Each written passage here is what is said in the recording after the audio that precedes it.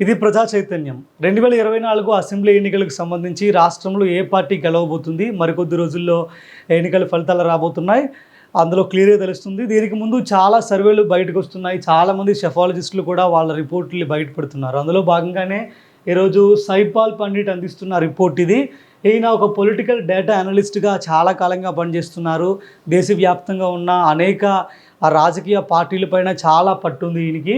ఎందుకంటే ఈయన ఆయా రాష్ట్రాల్లో కానీ అలాగే జాతీయ స్థాయిలో కానీ అక్కడ ఏ పార్టీ గెలవబోతుంది, ఆ ఏ పార్టీకి ఇక్కడ మెజార్టీ రాబోతుంది, ఆ నియోజకవర్గంలో ఎవరు గెలుస్తారు అనే విషయాలపైన కూడా ఈయన గతంలో చాలా రిపోర్ట్స్ ఇచ్చున్నారు.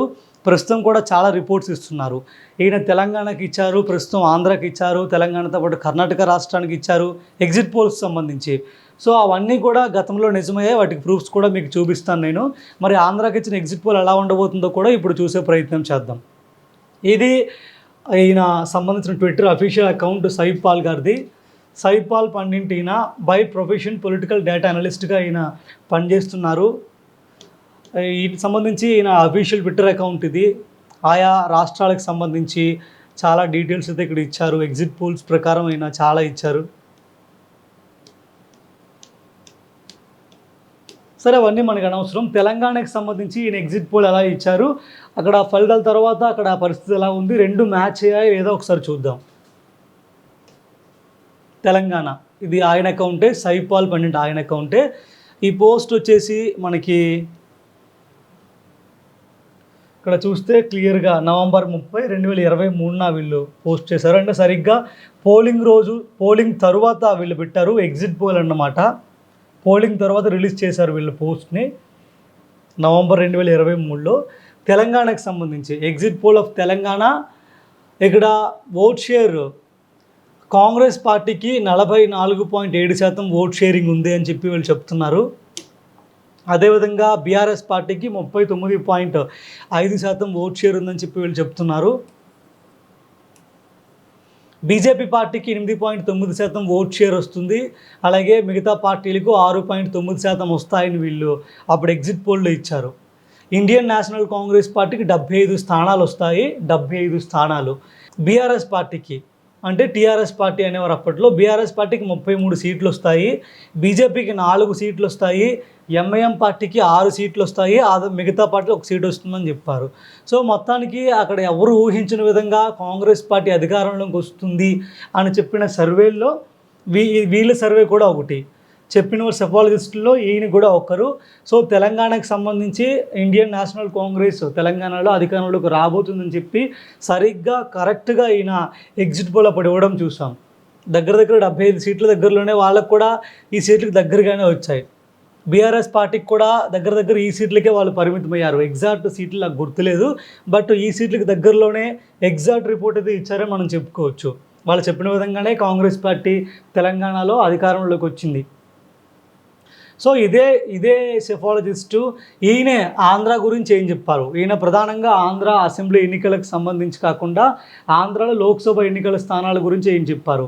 ఈ మొత్తం ఉన్న 25 లోక్సభ స్థానాల్లో ఏ పార్టీకి ఎన్ని రాబోతున్నాయనే విషయాన్ని ఈయన వెల్లడించడం జరిగింది.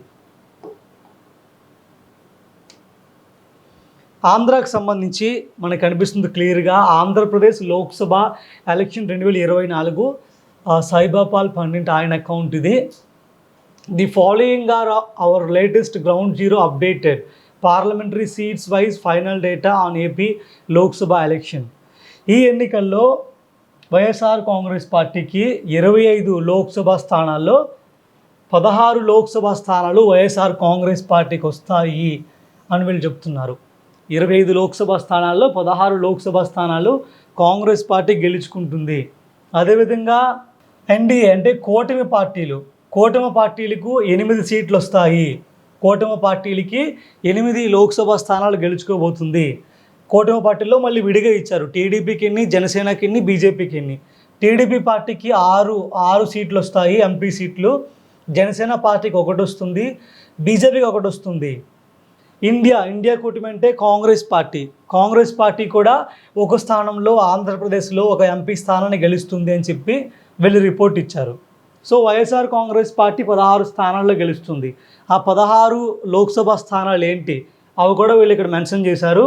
దాంతోపాటు ఎన్డీఏ అంటే టీడీపీ, జనసేన, బీజేపీ ఎక్కడెక్కడ గెలుస్తాయి, కాంగ్రెస్ ఎక్కడ గెలుస్తుందని కూడా వీళ్ళు మనకు రిపోర్ట్ ఇచ్చారు.